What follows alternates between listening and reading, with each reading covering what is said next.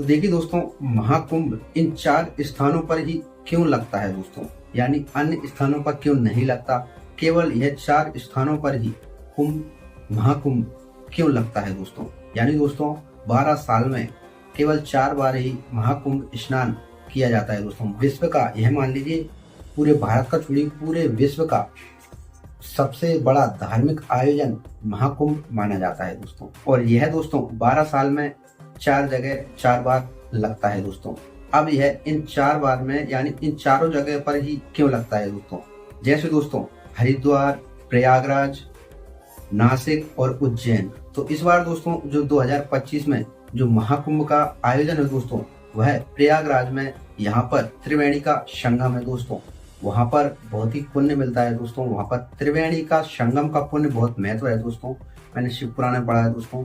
लेकिन बात यह है दोस्तों कि महाकुंभ जो इन 4 जगहों पर क्यों लगाया जाता है दोस्तों। तो देखिए दोस्तों, इसका एक रहस्य दोस्तों, जैसे इसकी एक कथा आती है। वहाँ जब समुद्र मंथन हुआ था, तो वहां पर दोस्तों जब समुद्र मंथन के दौरान अन्य जीव जंतु, बहुत सी वस्तुएं समुद्र मंथन के दौरान निकली थी दोस्तों।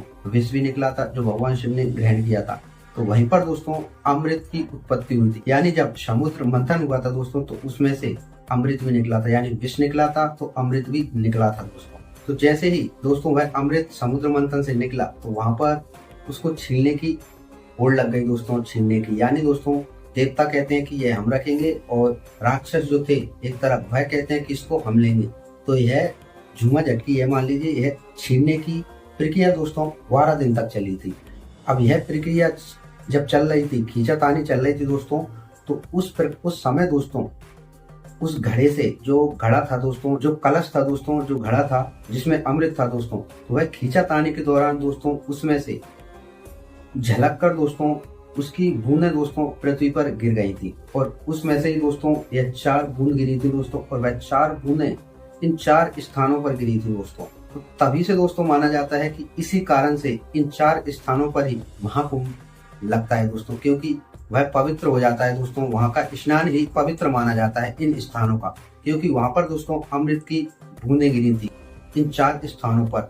इसी कारण से इन 4 स्थानों को अत्यंत पवित्र, शुद्ध माना जाता है इस कार्य के लिए दोस्तों, स्नान के लिए। जो महाकुंभ का प्रारंभ होता है उसमें स्नान के लिए यह बहुत ही पावन और पुण्य माना जाता है दोस्तों। यही कारण है दोस्तों कि इन्हीं 4 जगहों पर यह कुंभ का मेला प्रारंभ होता है दोस्तों, अन्य स्थानों पर नहीं लगता। तो यही रहस्य है दोस्तों, वह अमृत के कारण ही दोस्तों यह 4 स्थान चुने गए थे दोस्तों।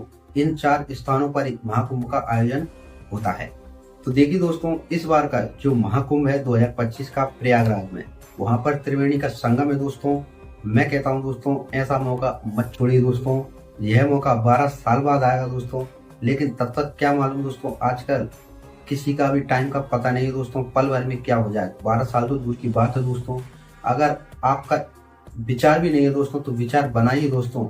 लेकिन महाकुंभ में स्नान के लिए अवश्य जाना दोस्तों, बहुत ही पुण्य प्राप्त होता है। महाकुंभ की क्या विशेषता है दोस्तों, वहां पर स्नान क्यों किया जाता है, क्योंकि वहां पर पापों की शुद्धि होती है। अब पाप कौन से दोस्तों, ऐसा नहीं कि आप यहाँ पर बकरे और मुर्गा वगैरह काट रहे हैं और कोई भी गलत काम कर रहे हैं जानबूझकर, और वहां पर जाकर अगर आपने स्नान कर लिया तो आपके पाप धुल जाएंगे। ऐसा नहीं होता दोस्तों, आप ऐसी बातों पर विश्वास मत रखिए। पाप का अर्थ होता है दोस्तों, जो आप सतमार्ग पर चल रहे हैं और आपसे अनजाने में कोई सा भी पाप हो जाए दोस्तों, तो उसकी शुद्धि के लिए यह स्नान होते हैं दोस्तों।